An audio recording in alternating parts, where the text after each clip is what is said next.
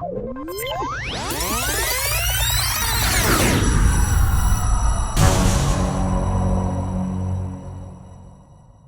and welcome to a new episode of Review, and this time we will take a closer look at a Dreamliner in the colors of LAN Chile. And if we start by looking at the box, we can see we have the cutout, we can see the aircraft inside, we have the Herpa Red down here, the LAN Chile logo of course also, and if we take a look at the back side of the box, we have a really nice image of the aircraft, and then we have a link to where we can get more information about the aircraft.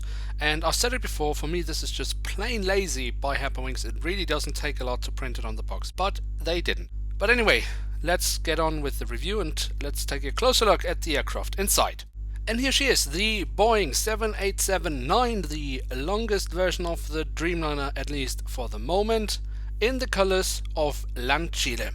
Now LAN Chile is, for me, one of the iconic airlines, and it's an airline that I personally like quite a lot.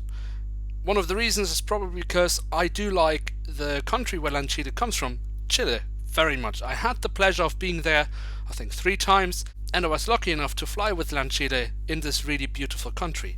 And I've experienced to fly in a Boeing 737-200, which is an aircraft you don't really get to fly in, at least not in Europe. I had my first flight in an Airbus A318, which is not very common, and I had my first Dreamliner flight with LAN Chile. So a lot of aviation memories, but also some fun memories of a really beautiful country. But let us take a closer look at some of the details of this aircraft model. And as always, we start with the tail section of the aircraft, and here we can see on the vertical stabilizer the beautiful LAN Chile branding. We also have the full registration code, the Dreamliner logo, and we have the aircraft type specification. Now if we move from the back of the aircraft all the way to the front of the aircraft, we can see along the fuselage the writing of LAN.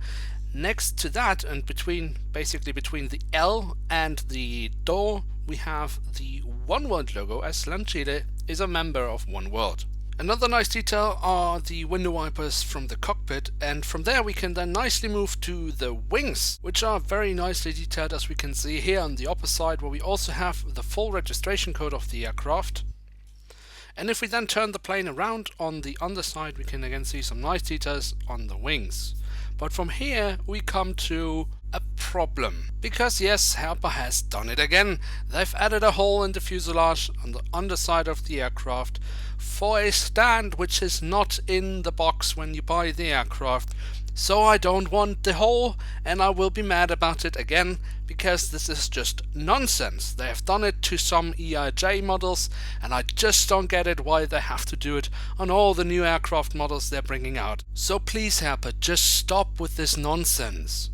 So unfortunately they have messed up here, but the other details on the aircraft are quite nice. For example, the engines, as always, are really beautiful. And we do of course also have the doors to the cargo compartment, as we can see them right here. Now LAN Chile is part of the LATAM Airlines Group. LATAM Airlines Group consists of LAN Chile and TAM Airlines. Now a little while ago I also did a review of a TAM Airlines aircraft, a Boeing 777. I'll leave the link to that in the description below if you should be interested to check that out. Now LAN Chile and TAM have until now been flying separately with their individual brands. The only change really has been that TAM Airlines has switched from Star Alliance to One World, as LAN Chile is a One World member.